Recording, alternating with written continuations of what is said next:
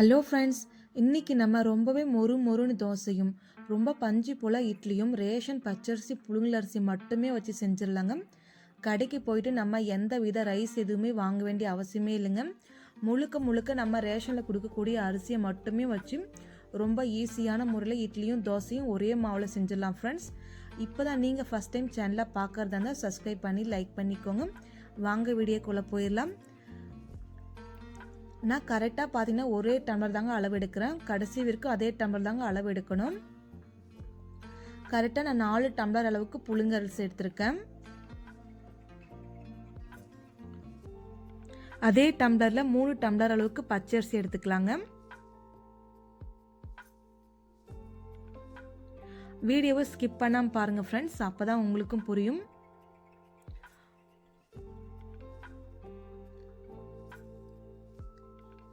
இப்போ நான் ஓரம் வச்சுட்டேன். இப்போ இன்னொரு பாத்திரம் எடுத்து அதே டம்ளரில் தலை தட்டி உளுத்தம்பருப்பு 1 டம்ளர் எடுத்துக்கோங்க. 3 டேபிள் ஸ்பூன் அளவுக்கு வெந்தயம் எடுத்துக்கோங்க. இது கூடவே நான் 50 கிராம் அளவுக்கு ஜவ்வரிசி எடுத்துக்கிறேங்க. நீங்கள் எந்த ஜவ்வரிசி வேணாலும் எடுத்துக்கலாம். இப்போ தண்ணி ஊற்றி நல்லா கழுவி எடுத்துக்கலாங்க. நம்ம இப்போ நான் 5 டைம் தண்ணி ஊற்றி கழுவி எடுத்துக்கிட்டுங்க. இது கூடவே நம்ம நல்ல தண்ணி ஊற்றி ஊற வச்சிடலாம். கரெக்டாக பார்த்தீங்கன்னா உளுத்தம் பருப்பு 2 மணி நேரம் தாங்க ஊற வைக்கணும். இப்போ உளுத்தம் பருப்பு எடுத்து ஒரு ஓரம் வச்சிடலாம். இப்போ நம்ம அரிசி ஊற்றி கழுவிடலாம் வாங்க. அரிசியில் தண்ணி ஊற்றிக்கோங்க. நான் அரிசி எதுவுமே க்ளீன் பண்ணலைங்க, அப்படியே தாங்க அரிசி போட்டிருக்கேன்.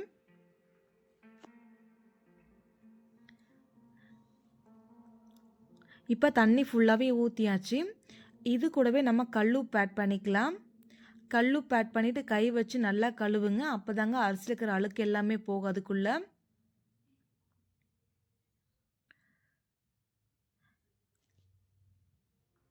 நல்லா தண்ணி ஊற்றி கழுவி எடுத்துக்கோங்க. ஒரு 7 டைமுக்கு மேலே கழுவி எடுத்துக்கோங்க. நான் கரெக்டாக பார்த்தீங்கன்னா 7 டைம் கழுவி எடுத்தாச்சு. இப்போ நல்லா தண்ணி ஊற்றி ஊற வச்சிடலாங்க. கரெக்டாக அரிசியும் 2 மணி நேரம் தாங்க ஊற வைக்க போகிறேன். இப்போ மாவு மிஷினில் கொடுத்து அரைச்சிட்டு வந்துடலாம் வாங்க. இப்போ நான் வேற ஒரு பக்கெட் எடுத்துகிட்டு நம்ம ஊற வச்ச உளுத்தம் பருப்பும் அதோட தண்ணியும் எடுத்துக்கிட்டேன். இது கூடவே நம்ம ஊற வச்ச அரிசியும் எடுத்துக்கலாம்.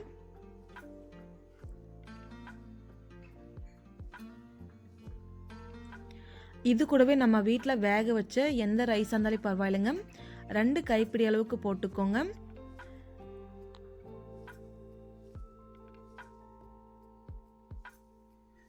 இப்போ நான் கரெக்டாக 4:30 மணி தாங்க மிஷினில் மாவு அரைச்சிட்டு வர போகிறேன். இதே நீங்கள் வீட்டில் அரைக்கிறதுனா நான் 5 மணிக்கு இல்லை 6 மணிக்கு கூட அரைச்சிக்கலாங்க, சீக்கிரம் புளிச்சிரும். அதே நம்ம கடையில் கொடுத்து அரைச்சோம்னா புளிக்கிறதுக்கு கொஞ்சம் லேட் ஆகுங்க, அதனால நம்ம சீக்கிரமாக அரைச்சி எடுத்து வச்சுக்கலாம். இப்போ அரைச்சிட்டு வந்துட்டுங்க. இது கூடவே நம்ம கல்லுப்பு போட்டு நல்லா கலக்கி வச்சுக்கலாங்க, கட்டி இல்லாமல். மாவு ரொம்ப கெட்டியாச்சும் லைட்டாக கொஞ்சமாக தண்ணி ஊற்றி கெட்டி இல்லாமல் நல்லா பிசைஞ்சு எடுத்துக்கோங்க.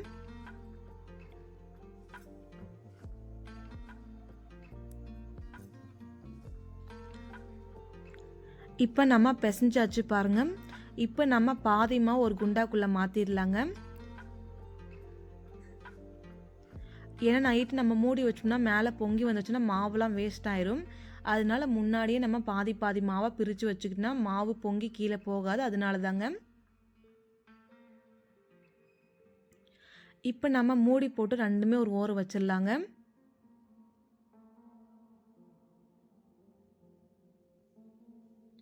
இப்போ நம்ம காலையில் எழுந்து பார்த்துடலாங்க. இப்போ ஓப்பன் பண்ணியாச்சுங்க. காலையில் மாவு நல்லா புளிச்சிருக்கு பாருங்கள். ஒரு கரண்டி வச்சு நீங்கள் லைட்டாக மாவு எடுத்து பாருங்கள். சும்மா லைட்டாக இருக்கணுங்க மாவு. நம்ம கலக்கும் போதே ரொம்ப கெட்டியாக இல்லாமல் லைட்டாக இருந்துச்சுன்னா மாவு கரெக்டான கன்சிஸ்டன்சியில் இருக்குதுன்னு அர்த்தங்க.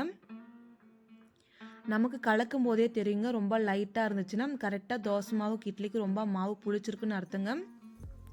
நமக்கு மாவு புளிச்சு மேலே வந்தால் தாங்க புளிச்சிருக்குன்னு அர்த்தம் கிடையாதுங்க. நம்ம கரண்டி வச்சு கலக்கி பார்க்கும்போது ரொம்ப காற்று மாதிரி லேசாக இருந்தால் போதுங்க மாவு புளிச்சிருக்குன்னு அர்த்தம். இப்போ நான் பாதி மாவு எடுத்து ஃப்ரிட்ஜுக்குள்ளே வச்சுட்டு தனியாக ஒரு பவுலில் இப்போதைக்கு தேவையான அளவுக்கு மாவு மட்டும் எடுத்து கொஞ்சமாக தண்ணி ஊற்றிட்டுங்க, கொஞ்சமாக சோடா உப்பு சேர்த்து ஆட் பண்ணிவிட்டு மிக்ஸ் பண்ணி இப்போ இட்லி ஊற்றி வச்சிடலாம் நம்ம பிளேட்டில்.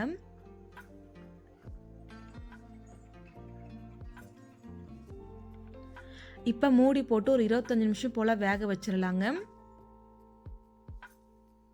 இப்போ பூ போல் வெந்துருச்சு பாருங்கள். கரெக்டாக 25 நிமிஷம் கழித்து ஓப்பன் பண்ணி பாருங்கள்.